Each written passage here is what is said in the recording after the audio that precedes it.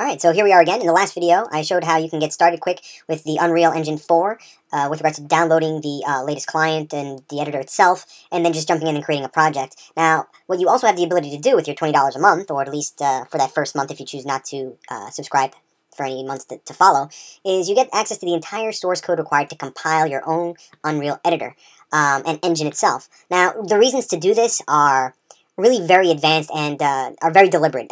The reason you would be doing this is because either you want to help modify the engine, maybe do a change for yourself, or for just your team. Especially on AAA titles, there could be certain things about the engine that more advanced developers would want to change. That being said, if you're one of those people, you probably will not be watching this video.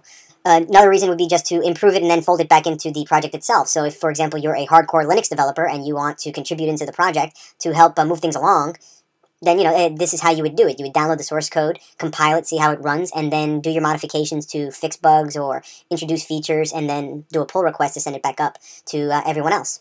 So anyway, let's get started. The first thing you're going to want to do is log into unrealengine.com, and under the Settings tab, under Account, you're going to see in the center here, Update GitHub Account. You may have already set this up during your initial setup. If not, this is where you would put in your GitHub account, and then save changes. At that point, you should get an email from GitHub on behalf of the Epic Team admin inviting you to join their organization, at which point you would say yes, and then come down to GitHub and log in with the same account, and you should now be able to fork the repo. So you click on Fork, then you would select, in this case, I'm mvitiglio, so that's the fork that I would put in there. And now what you're going to find out is that you're not really going to be interacting with this repository, the Epic Games repository. You're really going to be interacting with your own personal fork of it. Now, something to consider is that your fork will not be getting updates from the Epic private repository. You would have to manually pull down updates and then push them up into your fork, which I'll go over in a moment. So now what we can do, now that we have this fork set up, and you can actually get access to it right here through this link right below yours, is you can go to down here the SSH clone URL and copy. Now we're going to switch over to our version control system. I use SourceTree, and I'm going to use SourceTree for this entire video, just for the sake of showing that you don't need to dig into the terminal. A lot of folks don't seem to like it. Whatever. So I'm going to do a new repository, clone from URL. Sounds good. Plop in the source URL, and it should basically try to fill it out for you. You can change this any way you like. That looks good. So I'll say clone, and now we play the waiting game. What's going to happen here is basically the Unreal Engine will start to pull down from the GitHub repository, our fork. And we're going to do a couple of changes in a little bit, but for now, we wait.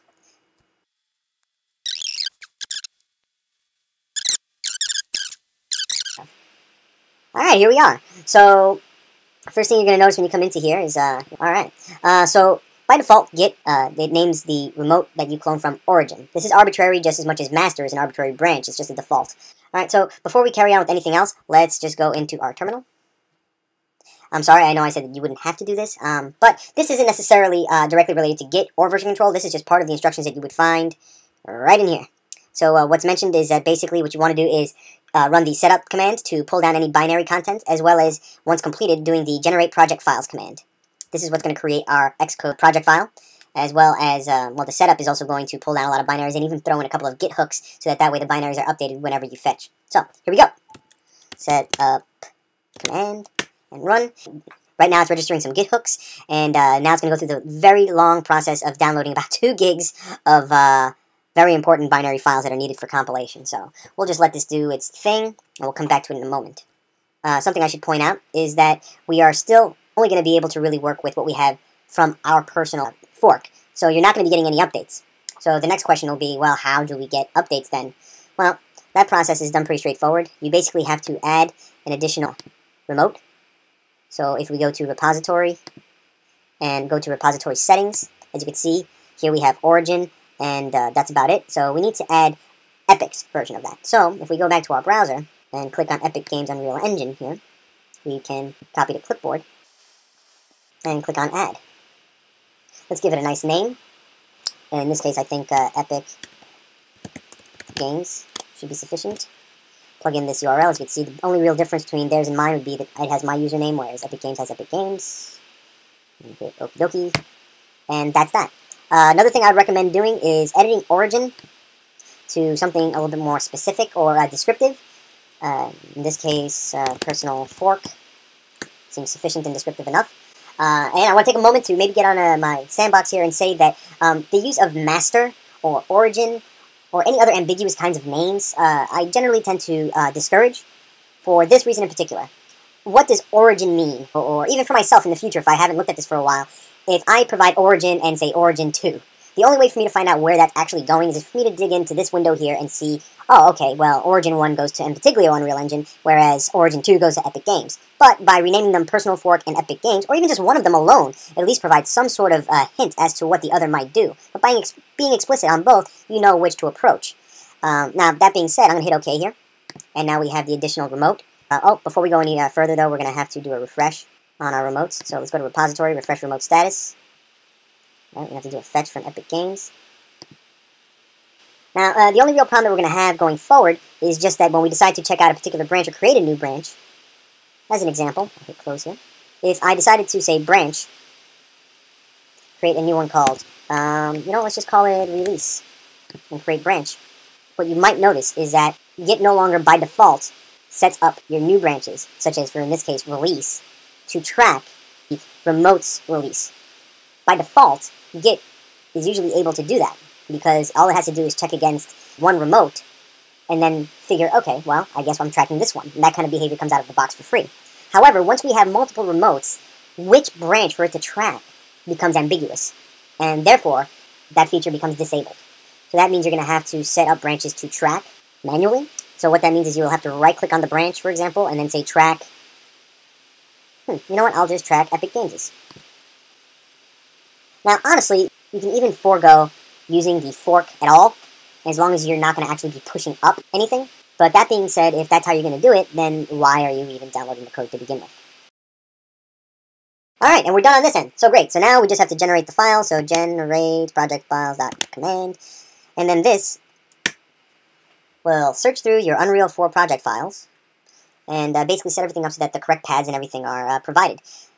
Realize if you decide to move the folder where this is being stored, which you can do. It's not a terribly big deal, but you are going to have to go back, rerun this generate project file so that way the paths can reflect that. So now you might be asking yourself, great, so now I have a fork and I also have access to the original repo. How do I update my stuff? Well, here's the thing. So if you are tracking the, in this case, Epic Games repo, and your release is matching that one, then what you should have to do, for example, let's say that my release now matches. Yes, you can see that. Look at that. Awesome. So this release is going along with Epic Games' release. Sadly, my personal fork release is also here, but I can show you how to do this. You could right-click and then push to personal fork. Now, the beauty of source tree is that it shows you right here selectively where to push to, and even gives you the option of selecting which branch to push your changes to. So, thankfully, because of choosing to stay with common branching models and whatnot, all I have to do is say, yeah, push my local release to the remote branches release, hit okie dokie, and it'll push it up. And life is good. Now that we're done here, let's move on to the actual building of the project. We now have everything that we need. So all we got to do is open up the Unreal Engine. So let's go to where it is in the hierarchy here. Alright, so there it is. UE4 Code Proj.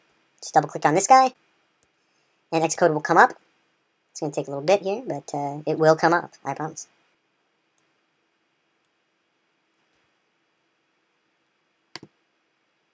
Alright, so here we are. It's now loading UE4, which is really the project. It's not actually loading Unreal. But so here you go.